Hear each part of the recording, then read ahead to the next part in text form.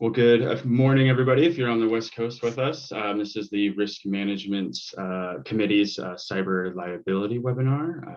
Go ahead and start the little piece here. But as an intro, in terms of the agenda, this is quickly sort of what we're kind of going to be going over. We'll do some welcome and introductions, and then we'll get into it. For those of you who are not familiar with CCIA, California Cannabis Industry Association is a nonprofit trade association here in California. We've been working on a lot of the regulatory and legislative work since 2013, including medical regs and Prop 64 and the various cleanup languages we've had since then. So we appreciate your support if you're members. If you are not members, definitely feel free to reach out. We will be sharing all of our contact information at the end of the webinar, and this webinar will also be recorded and available on the website. But we're excited to have with us 3 members of the CCIA Risk Management Committee. CCIA has about 7 or 8 different committees that work on white papers, best practices, educational content, and really do a lot of the big lift in terms of the legislative and regulatory work here in California, helping us really sort of drive our legislative priorities. That is the groundwork and like the work program of CCIA every year. So we're definitely excited and indebted into the folks who are involved in those committees. If you'd like to learn how to get more involved in the association, definitely let us know. But this risk management committee is very consistent in pushing out quite a bit of educational content. And we posted a cyber liability white paper about 6 months ago. And this is a bit of a follow-up webinar based off of that white paper. So in terms of our panelists, I will let them introduce themselves. But we have Danny Bizzuto, who's the co-founder of Cannabis Connect Insurance. We have Brian Marblestone, who's the vice president of property and casualty at Newfront. And we have Richard Ryder, who's a partner over at our friends at Wilson Elsner. So yes, again, thanks to everybody for joining us. If you do have questions, please post them in the Q&A session. We won't be able to unmute you to ask questions. So throughout the webinar, if you have any questions, definitely put it in there. We will try to answer some in real time, but then as you can see, we've definitely left some time at the end for a Q&A session. So on that, let Danny introduce himself first and take it on. Yeah, thank you very much, Justin. Hey, everybody, Danny Bizzuto. I'm with Cannabis Connect Insurance. We joined the industry over in 2016. It's when we decided to put this division together and address the needs for cannabis business owners. I like to take a consultative approach with my clients, and it's really about making sure that you are aware and educated with how to manage your risk and where insurance comes to play and what other techniques we want to use to manage your business's risk.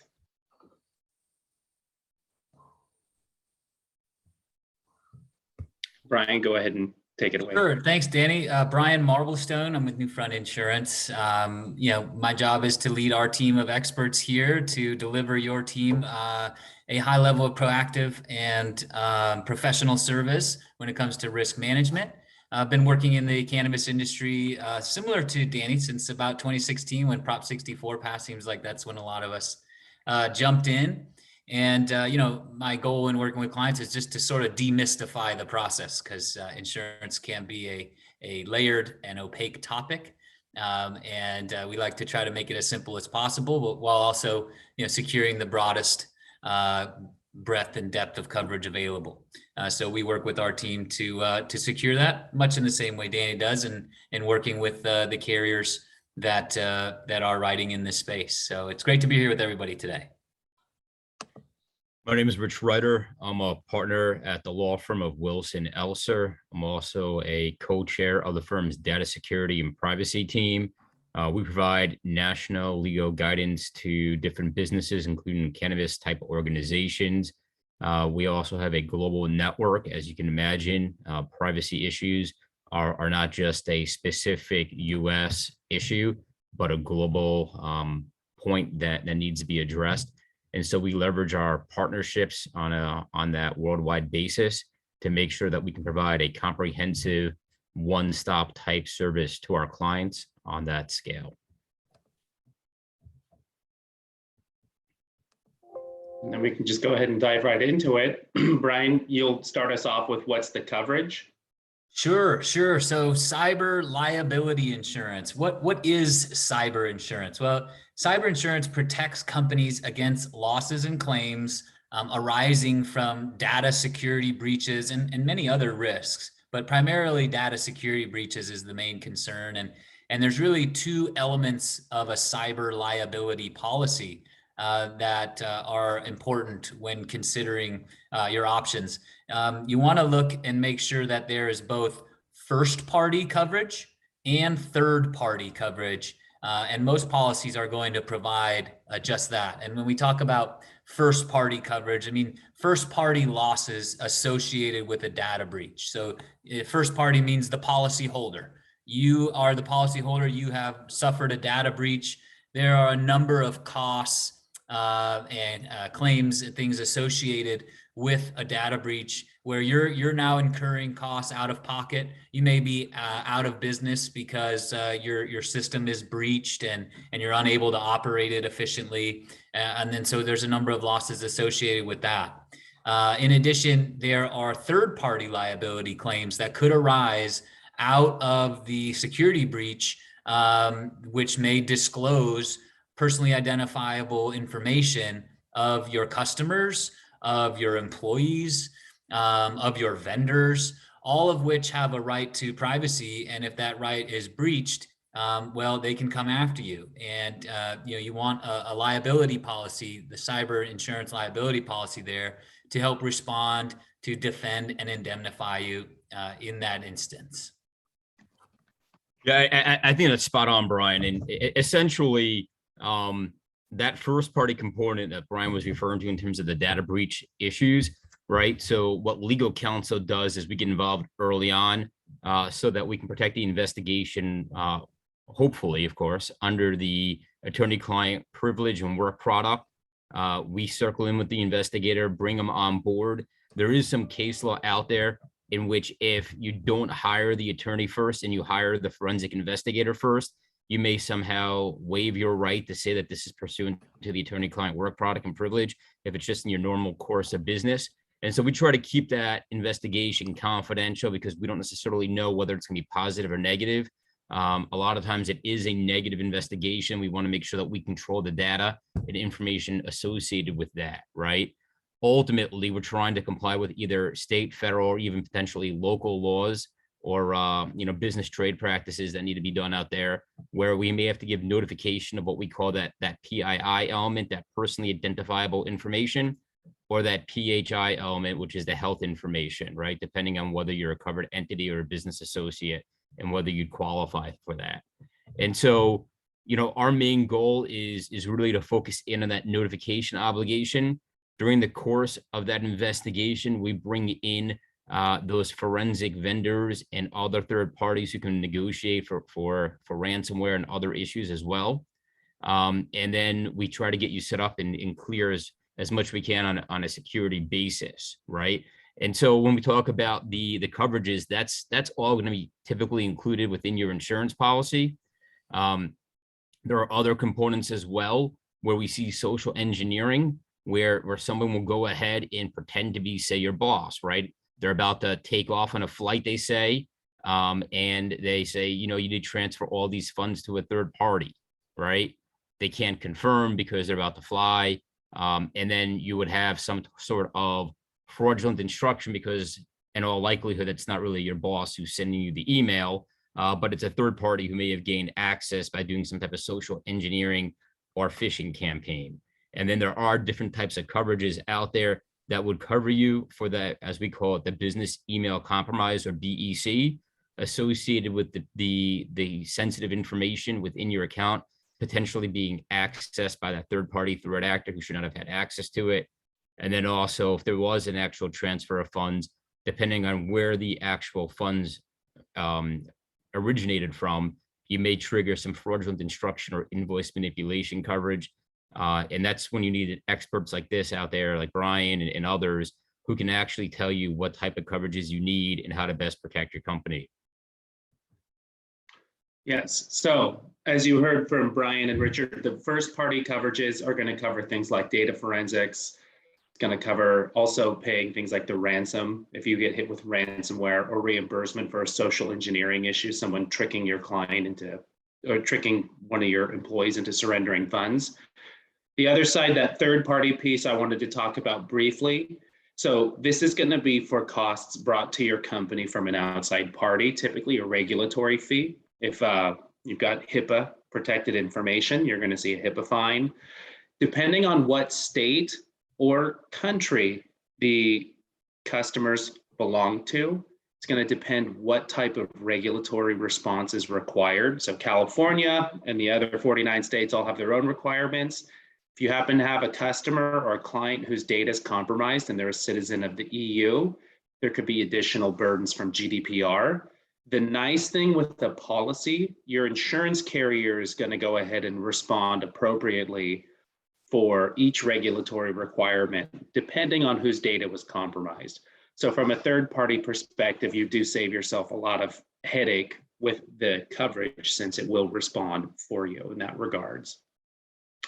From there, we wanted to just kind of dive in on why is this coverage important and how can you protect yourself? Just some basics that we can all do to protect ourselves as we watch the claim frequency increase. And so Richard, go ahead and lead us off on this piece. Yeah, I think the first hit on why it's important is that the insurance companies are smart, right? And so they previously were potentially providing that coverage for free under an ambiguity in the CGL policy, maybe in other policies out there as well. And so what they've done is they've kind of curbed that type of broadened coverage that could be interpreted in the policy that wasn't necessarily intended, and found a way to get rid of that silent coverage, right? And we refer to that as silent cyber.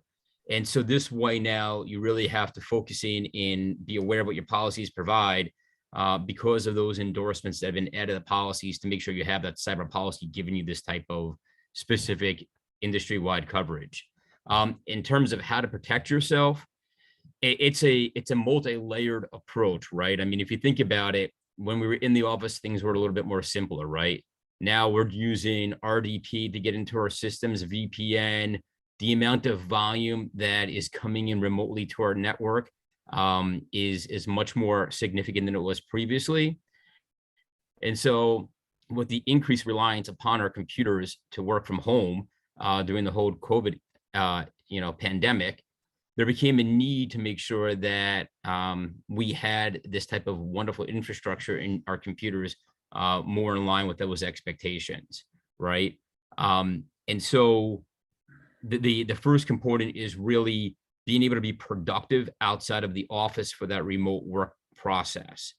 But then you have to have additional securities, as we noted earlier. I think something that can't be overstated is the importance of knowing your data, right? So if you have more sensitive data, such as health information, social security numbers, or things like that, I understand it may take longer to get access to your documents and your data if it's encrypted, but I can't tell you how many times people go ahead and they have this just right there, readily accessible.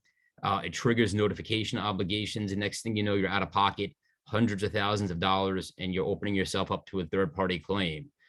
Similarly, one thing that I always counsel our clients on is that when you have an email account, right, it's best to have an auto delete policy. It doesn't mean the auto delete will get rid of that email forever, but you can save it to a document management system potentially, or some other location. This way, if a third party gets access to your email account and you can't necessarily tell what files or emails they've actually accessed or exfiltrated within your environment, you can then say, okay, well, at least I only have to go back 2 months if you have a 2-month auto delete policy, right? We've had clients who had to go back 20 years. It's not like there's a time limit for how far you go back. As you can imagine, social security numbers don't necessarily expire. So it's still good data. As long as you hold that data, you're going to be held responsible for the notifications that come out of the holding of that data. A couple other things I just want to talk about real fast. When you're dealing with third-party vendors like MSPs, review the contract carefully, understand what's in the contract, right? A lot of times they'll have limitation of liability clauses. They'll say we're not responsible for indemnification related to ransomware attacks. If you have a 6-figure, 7-figure business interruption loss associated with the actual incident, then you're not going to have a whole lot of recourse against them. And then in terms of your actual security infrastructure, it's not enough to have your firewalls. You have to have them updated for vulnerabilities that may occur. There's something out there called endpoint monitoring, which once they get through your firewalls, you can look for any type of unusual suspect activity. They'll let you know when there's a foreign login from Nigeria, Russia, or elsewhere. And then so that way, there's a lot of different EDRs out there, those endpoint monitorings out there. And so you should, realize it's a layered approach. Perfect. Thank you, Richard. Yes. So, I mean, what's really happened with this claims landscape is in 2020, right? A lot of people moved to working remote. Their businesses weren't quite ready for it, led to a lot of open vulnerabilities, and criminal activities pivoted to leaning much more heavily on cyber. We saw a huge uptick in cyber-related crime. On the good news side, I mean, a cybersecurity expert that I follow online, he and a couple other people had teamed up and actually taken out one large scam center in India. And when we talk about, or when I talk about this cybercrime with my clients, these businesses, these are real businesses. This one particular that was brought down was bringing in $65,000 a day in revenue, paying their entry-level employees between $7,000 and $15,000 a month to just scam call individuals for between $100 and $500 per call. So they've been able to create business models at the very small end, all the way up to the ones that we hear on the news for like the $10 million ransomware. So there's a business model in every single piece of this. And what's made this so important is because it's become so lucrative. We're watching a huge increase in criminal activity going after businesses like ours and yours. Now, one other way, I'll keep it brief, another way that you can keep your business protected, just one way to step above the minimum, is to use a multi-factor authentication system. And this is not a text confirmed. This is something either like Google Authenticator, LastPass now has their own authenticator. It's a actual dedicated application that'll generate a secure code when you need to log in somewhere. And that code changes every, I want to say, 6 to 10 seconds. And so it's a quick step. It's an adjustment, but that little step also helps you if someone does get your login credentials. That authenticator will help make the difference between getting your account compromised and not. And then Brian. Sure. Yeah. Great points, guys. And I'll just elaborate a little bit. As Danny was mentioning, the work from home transfer, really led to a rise in frequency, but also in severity of claims. Some data for you from 2019 to 2020. The largest ransomware, ransomware is really, the most frequent and most recently the biggest cause for cyber claims that we're seeing. And from 2019, the largest ransom demand was about $18 million. In 2020, the largest ransom demand was $65 million. In 2019, the largest ransom paid was about 5.6 million. But in 2020, the largest ransom paid was closer to 10 million. So you can see that these are increasing in severity along with the increase in frequency. And there's a number of ways that you can protect yourself, and our esteemed colleagues on this call have already mentioned them. A cyber liability policy is one mechanism. It's a risk transfer mechanism that you can use to somewhat mitigate some of the risk. But I always tell clients that it's part of a larger program that your company should be deploying to help protect against these types of events. So you've got the risk transfer mechanism, that's the insurance policy, but how else do we minimize the risk? And those other components that help round out your cyber stance include, things like rehearsing your plan and actually having a plan. If you do have, if you caught by ransomware or you're caught by a cyber attack where your system's shut down, do you have a go-to strategy that's separate from your online system that you can access to say, okay, we've just got hit. We need to not only identify what's going on, where did this, an impact assessment, what happened, how did this happen? You need to be able to then contain what's going on. You need to just limit their access so they're not, trying to get into higher and higher levels of your organization or your information. Try to preserve what you have. Communicate to relative stakeholders, whether that's within your company or externally.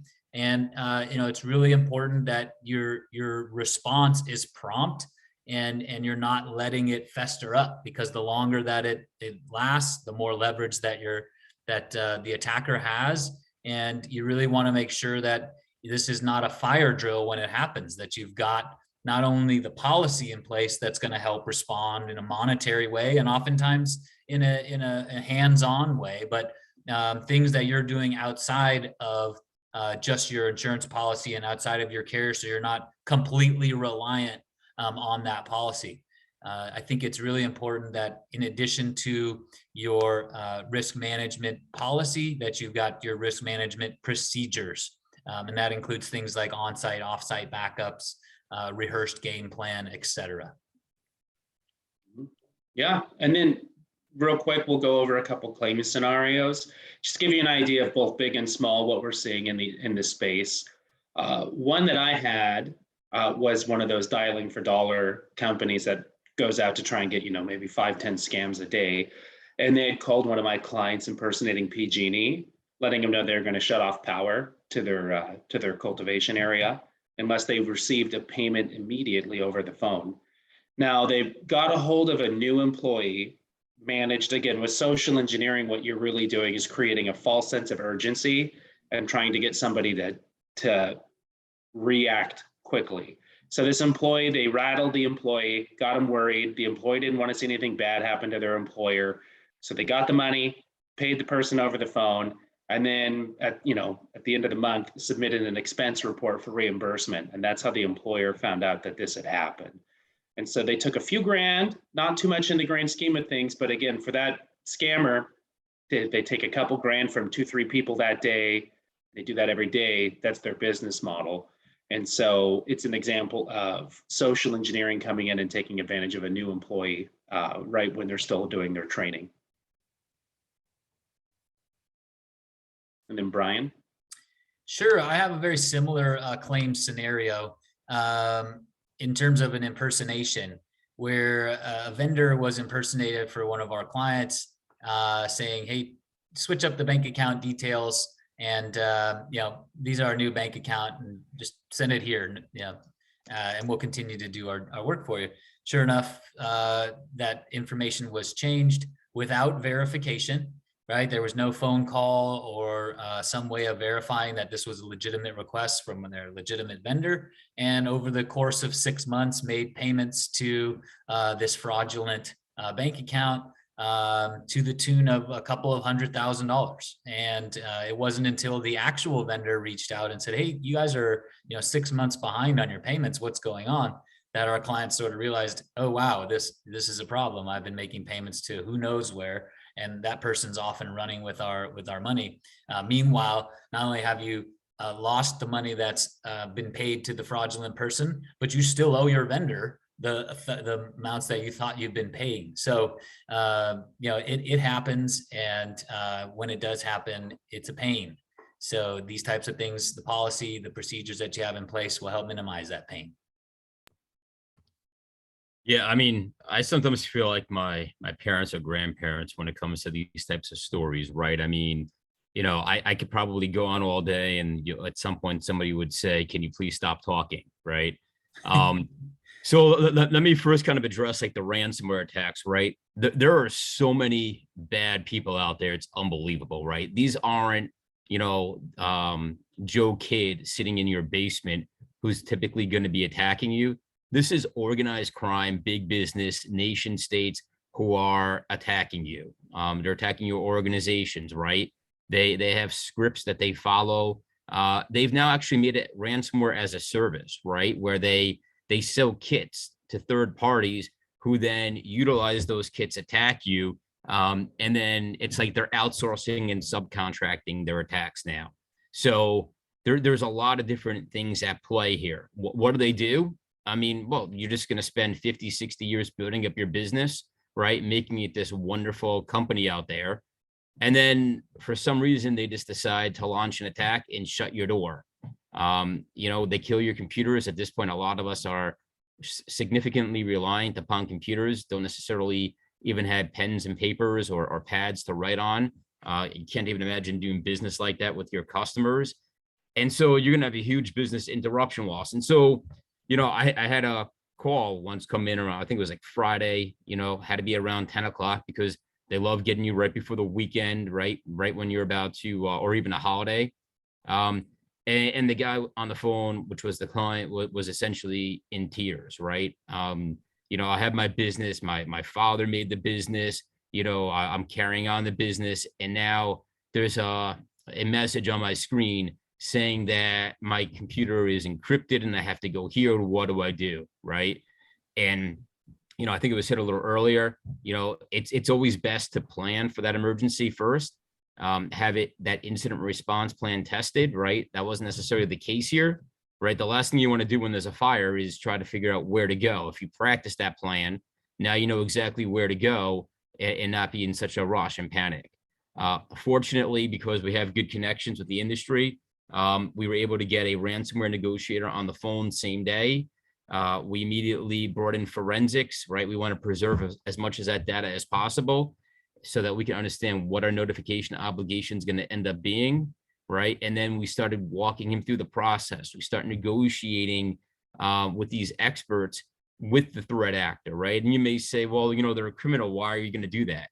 Well, I mean, if you're going to end up paying, say, a couple $100,000 or even 10,000 or 30,000, whatever that number may ultimately be, right? That might be less money to pay out of your pocket than the millions of dollars that you're losing by not operating your business. So ultimately, it's a business decision in terms of whether you want to pay that ransomware.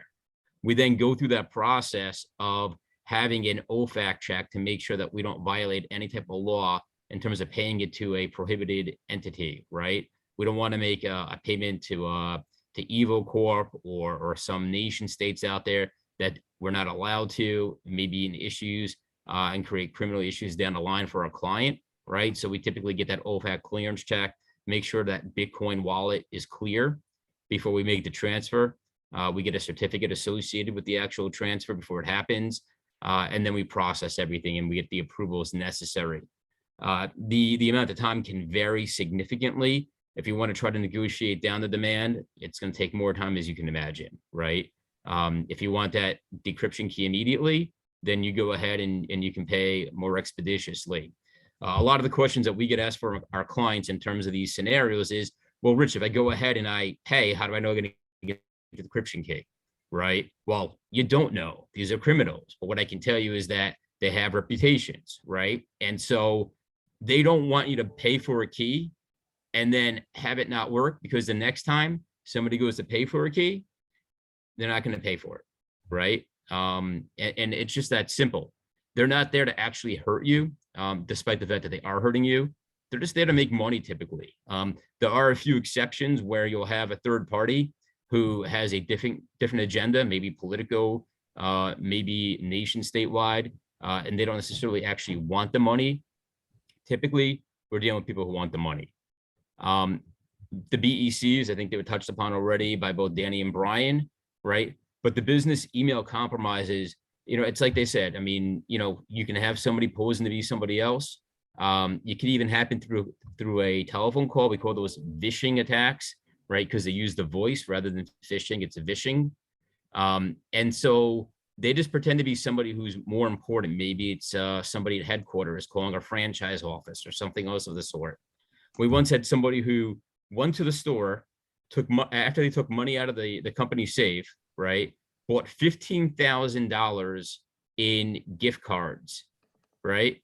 Scratched off each of the gift cards. I think they were like in $50 increments, right? So they can get that actual, key number on it. And they stayed on the phone for hours with the individual, reading to them the gift card numbers so that they can go ahead and use it elsewhere. And so it's just, the one key element in most of these business email compromises is that there's a level of trust that's gained with the third party that makes them rely upon the information provided. One other point I did want to raise is that there's a good way to protect yourself from this, right?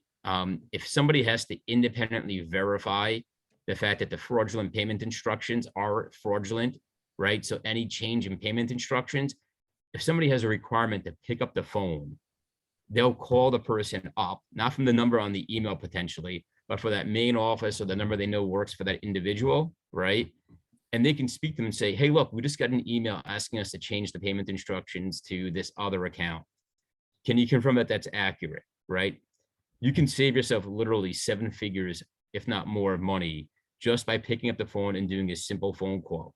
We counsel our clients, put those provisions into your contract. Otherwise, if it's your email that's been compromised, you may be responsible for that loss of money, and that's a significant amount of money to take on.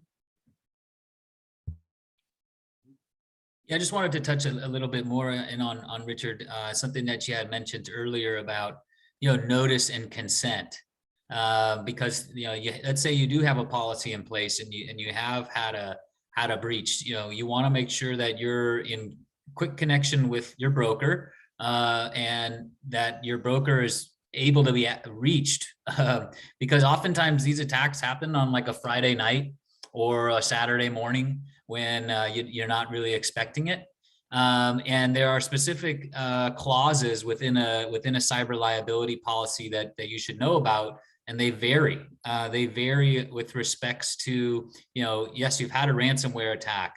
Okay, you're going to incur some costs, but some policies strictly require notification to the carrier in terms of we've had a claim before they will start reimbursing you for the claims, for the expenses that you've incurred.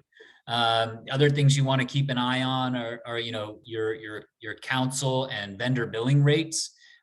You want to make sure that you've got approved counsel if you're going to be using them to help mitigate some of the damages associated. There may be a rate cap in terms of how much you're going to get reimbursed for the costs that you incur using that counsel. So there's just a number of things that you want to keep your eye on when it comes to each individual policy, and making sure that the carriers or the broker is notified in the event of a loss. So make sure that as you're developing those plans, the notification is first and foremost. Yeah. And you'll see as the carriers that specialize in this, they start to offer services like an app that you can have to report a claim 24/7. And there's some actually that'll monitor your network in conjunction with your IT provider, your MSP, to see if there's any traffic that they don't like to see. And they'll actually proactively call you and tell you they're not liking what they're seeing, and they want to make sure that everything's kosher before a claim can happen. And that can be really good. We've had that where data's encrypted, things are okay, someone's sniffing around the network, and the carrier deems it okay when they review all the data and what could have been accessed. So diving into Q&A, right here, I've got a question from Michaela asking if the DCC counts as a covered entity. Occasionally they'll request personal health information. And so I believe you're asking whether or not the DCC would be levying a fine against you if you lost that data, or if they actually are considered the custodians of the data. So typically what I've seen in agreements with cloud service providers or people requesting information like that, they'll typically push back and say it's your data and you're the custodian of it, whether or not you're sharing it. I believe Richard can dive in better as to whether or not there's a good contractual way to put that together. However, if let's say you are sending personal health information over to the DCC and it was breached, your cyber policy, if you're getting tapped on, is going to respond and look at how that data was lost, look at the agreements, look at who's considered the custodian, and then respond appropriately. So if it's deemed that it's your data, even if the DCC lost it, because I've seen that where the payment providers have lost data, the carrier will dive in. And if it's ruled that even if the payment processor lost it on their end, you're the one transferring it through, they'll dive into the legal side of it and determine who's at fault and handle that for you, which is one of the nice things about having counsel and having a carrier to dive through that claim process for you. Yeah, I mean, I would just add, I think it's important to make the distinction between PHI and health information, right? PHI is really more defined by OCR in terms of what that means. You will see separate laws specific to health information, which would essentially be the equivalent of a PHI categorization, right? And so I think that different jurisdictions have those requirements that kind of mirror that of OCR, HSS. And so that's something that's, I think very salient. And that's the great thing with the carrier. They'll determine quite well who's going to, how to qualify that data and how to respond appropriately, thankfully. And then do we have another question in the chat? Let me see. Yeah, we have a couple from a little bit earlier too. I know we talked about managed service providers, and we kind of had a question. The business is pretty small, just a couple of employees, and like, what realistically is their risk as a small business, and when should I start, looking at hiring an MSP? Yeah, I would say the nice thing is that there's MSPs of multiple sizes. I've got some that I've worked with who specialize in under 10 terminals. So they were looking for very small companies, maybe 1 to 5 is their sweet spot, and they have their pricing set accordingly. The nice thing is most MSPs will tell you when you're too small or too big for their service suite. And typically when you're a new business, a smaller business, it's always a little bit of a challenge because you do have to margins are a little tighter. You have to manage those costs appropriately. So it's when it's good to reach out to your network, and including, your attorney or your insurance broker, and see who they have as referrals, and go ahead and work through those people. Yeah, I think that's spot on. I mean, we always joke upon the fact in the industry that, they like to go for low hanging fruit, right? And so if you think about the fact that if you're a small company, you don't necessarily have the funds to put together a robust security system. And so an MSP is a really great alternative to putting in your own security associated with it, right? A couple of points I would just, focus on is that it's still your data, right? So, you're still responsible for notification, whether it's to HHS, OCR, or to any type of residents in the different AG's offices that may be out there. So, I mean, that's one thing. The other component, which I think is extraordinarily relevant, is that the threat actors are smart. If you have somebody who's aggregating data for them, they'd love to attack one organization that has thousands of client details and information rather than attacking thousands of different people, right? Or different businesses out there. It's just easier. That's why they really like data aggregators, because they know that they're impacting all these downstream customers, right? And so, is your business too small, right? What steps should be taken? I just think it's a question of being aware of the risks and making the best decision that you can. And then the next question we got is, are there questions cannabis operators should be asking their software providers? And I think, yes, I'd say one of the first steps when you're getting ready to sign on, especially if they're going to be a vendor, you're going to talk to your broker like Brian or I.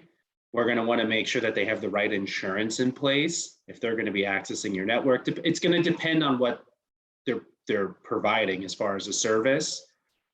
Then you'd also want to talk with someone like Richard, who's going to look at the contract and see what obligations are put on you and what obligations are put on them.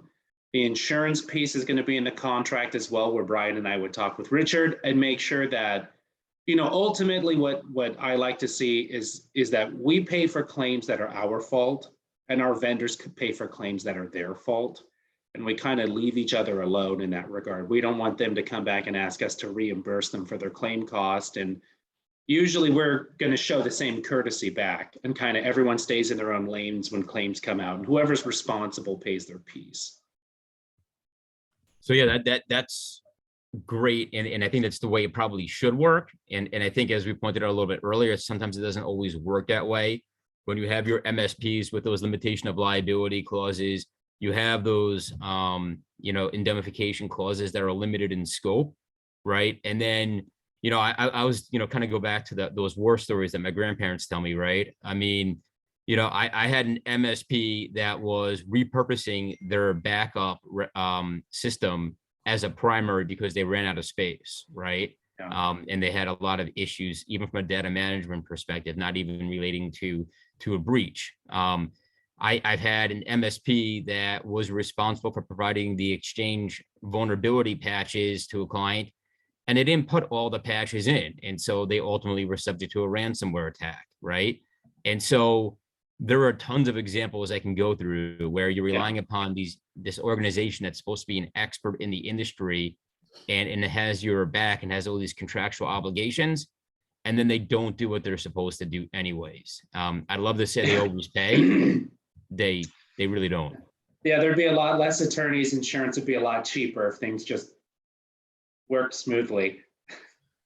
Yeah, and that's why guys like you here are great, and others in the industry, because even if your actual MSP doesn't do what it's supposed to do, you're still going to get covered by your insurance policy. And then if there's a claim against the MSP, right, then it's the insurance company that's going to subrogate to your rights and go after that MSP. Meanwhile, all you had to do was take the time, pay some premium, and now you're protected just in case that risk allocation doesn't go well. Super salient points, guys. I just want to maybe, some of the things that you should be asking, some of the basic underwriting guidelines that they're going to be looking for, carriers are going to be looking for. Firewalls, do you have firewalls? Are you encrypting mobile devices and sensitive confidential network data, both while it's at rest or in transit? Does your device, does every device have antivirus and anti-malware software installed? These are some of the things that, in the past, when you were looking to try to buy cyber insurance, might have been nice to haves. But as we sort of get into the later stages of cyber liability, now these are requisite things that you have to have. So yes, we talked about the plans and the procedures on the side, but now those are sort of coming together where you need to have both. One leads to the other. You've got to have the prerequisites in place, multi-factor authentication, data backup procedures, all ready to go, sometimes just to be eligible to buy cyber. So those third-party vendors that can help you establish those systems and procedures are going to come into play, not only in the event of a breach, but protecting yourself and preparing yourself before potential breach. Yeah, and let's see, do we have any other questions? Justin, did you get any questions sent over to you? Yeah, you kind of answered a few of them within your last questions. Really, there's one about sort of how, the underwriting guidelines have changed over the past 2 years, since obviously we've talked about Brian. Brian just touched on that. Wonderfully. It's now, it's all the minimum now. Nice to haves are now the minimums. And the carriers that are good in this space, they'll just say no. I had a carrier do that. They said, come back in 60 days. They put out a list of security concerns they had. They wanted proof that they were all resolved, and they wanted them to be in compliance with those underwriting requirements for 60 days before they would release the quote. It's a very long time to operate with some contracts and challenges for security issues. But I'm sorry, Dan, please continue. I was going to say, it's the difference between carriers that are, what we're going to see, in my opinion, is a big split in this space, to the carriers that are taking time, hiring vendors, becoming knowledgeable in this area. You're going to start seeing them get very strict on underwriting, and in exchange, keep their premiums much more level. And then on the other side, you're going to see these carriers that are kind of bolting it on as like an add-on or a throw-in or very minimal requirements or any requirements. You're going to start watching them have more 50%, 80%, 130% premium increases, because they're going to be bleeding out the back for claims, because they're just not really doing the underwriting that this risk requires. Yeah, I think that's right. And I think it's important, and you were just about to touch on that, to recognize that the broker's role in this is significant, right? In the sense that not all cyber insurance policies are the same, right? There is no ISO form for cyber. There are sublimits. There are different types of coverages by endorsement. There is betterment, which would be to put you in a better position you were prior to the actual incident. There are a bunch of different components associated with the cyber policy. And you really have to have a good understanding of your business. Your broker has to similarly understand it. You can certainly go with an off-the-shelf type policy, but that might necessarily give you the type of coverage that you think, because you may say, I'm buying a cyber policy. Doesn't it cover all things cyber? And the answer is going to ultimately be no. It only covers what the coverage provides for.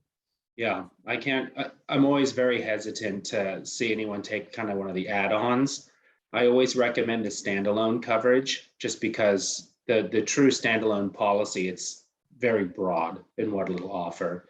We got another question that came in asking us to speak a little more on the liabilities that cannabis companies should be aware of and what they're vulnerable to. So I'll tell you, I'm in San Jose. It's my South Bay.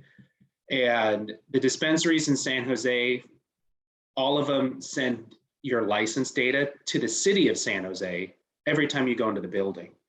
So, so we see that requirement in one way or the other. I know that data sharing with the city in San Jose was something that years ago when it started was a privacy concern, because it's my name, my address, and details about me that can make it easier to impersonate who I am. It gets sent over every time I go into a dispensary. So that's an area of vulnerability, is who's responsible for that. One that's not limited to the cannabis space would be if you start having an employee health plan and you do open enrollment, you start collecting employees' health information, and you're storing that for a little bit, whether you store paper copies or you've got a file or anything like that. And that's an added vulnerability that all my clients get, cannabis or not. Yeah, I'll add on that. I think the question is sort of, what are the chances that, after a ransomware attack, I've suffered my first party damages. I've paid out of pocket to have things repaired and understand, what's at risk. But does that automatically mean that I'm going to be sued and opened up to a third party allegation as well? And I think there's a number of things to consider between, the correlation. Is there a correlation between making that ransom payment and then going ahead and getting sued? I think, that's an area where we're dealing with risk, and risk varies based on a number of different factors. So you kind of want to think about, if you had a loss and you're wondering, well, now am I going to get sued? Well, how many people were potentially, breached, that had their information breached? What type of data was breached? Are you a sort of high profile entity? Because the greater those factors, the greater the likelihood that you may receive some litigation. And Richard's probably can speak to some of the allegations associated with attorneys coming after you after you've had a breach. They're saying, well, we've got lost time associated with this matter that we're having to deal with. There's the increased risk of future harm, that the unknown sort of that's out there still, that's sort of floating in there, that we don't know what could happen. Of course, the out-of-pocket expenses, there's the emotional distress, statutory penalties. So those are some of the things when you're weighing the risks of like what could actually I be accused of or be asked or be sued for. Those are some of the things that plaintiffs are suing for after a ransomware attack. Yeah, we're gonna have to make sure Brian doesn't become a plaintiff's attorney. He seems to have us pretty well put together there. But yeah, that's spot on. I mean, there's been some recent decisions that came down regarding whether increased risk of harm is sufficient. We had a matter once where somebody had credit fraud associated with their account after an incident happened. There's always a question of causation, right, in terms of whether the actual harm is linked to the actual incident, or was it out of a previous data breach, right? I mean, at this point, I think we've all had our data impacted in one way or the other between all the large mega breaches out there. And so how you can actually prove causation is becoming extraordinarily more complicated.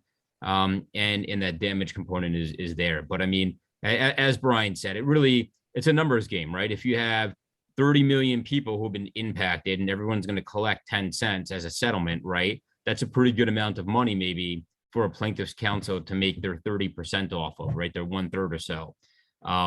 If you're talking about 10 people got impacted, you're probably not going to see a plaintiff's counsel associated with a claim like that. And then we also see those one-off situations, right? Where like, a family member gets access to a different family member's type information. They shouldn't have had access to that in the first place, right? And so those are always more complicated when you deal with family having access and things like that. But those are, that doesn't necessarily always apply to the cannabis industry. Awesome. I think that's all the questions that we have, unless there's any more. No, I think that's it, and we're just right on time here. So I did want to throw the contact information of the folk. If you have any more questions, these gentlemen are a wealth of knowledge. They have their respective newsletters and quite a bit of content available for you if you'd like to learn more. If you'd like to be a part of these conversations, would love to have you guys on the risk management committee or any committee for that matter. All that information is on the website. But I thank everybody for coming, and I'll let the panelists kind of give a last word, and then we'll close it out. Thanks everyone for joining. And yeah, just like Justin was saying, it's funny, we've crossed, I guess, the line to being the older people in the industry now, because it's like you see a new wave of entrants in 2021 as far as service providers. Yeah, no, thanks everybody. Danny, we've been doing this a while. We go back a long time, so I think we've made our bones, and hopefully reputation speaks for itself. I'll just say in closing that I made a post when I was a junior insurance broker many years ago. I said cyber liability is the general liability of the future.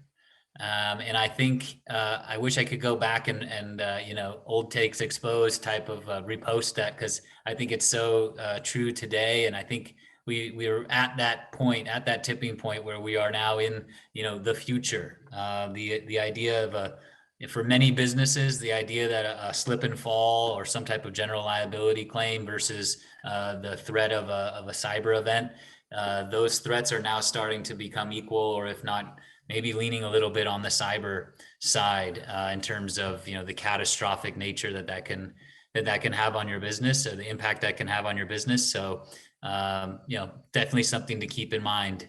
Your landlord's going to require that you have general liability, and that's great, but from a more comprehensive program, that cyber element is starting to be a more and more important piece. So reach out to any of us. We're happy to help. And thank you, CCIA. Yeah, just to give my closing thoughts. I think it's paramount that training of employees be focused on, right? When you can prevent the incident, you should.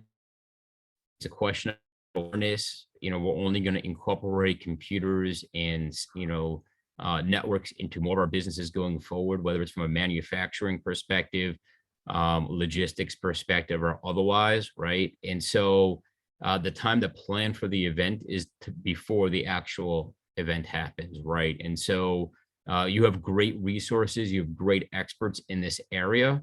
I would say utilize your resources, talk to those individuals, and if there's something more that you think needs to get done, get their opinion on it. And certainly you can always say no to those types of services that may be out there. But I think that cyber and data privacy, they're here to stay. And if your business is going to function, you have to learn how to intermingle that into your business so that you can be as secure as possible. Alrighty, I couldn't agree more. Thank you, gentlemen. This recording will be uploaded up on the website within a few days. So definitely be able to access it as a resource there. And I appreciate the time of the three panelists, and I appreciate the time of all the attendees who joined us today. So on that note, everybody have a great rest of your day, and we'll see you soon. Thank you. Thank you. Take care.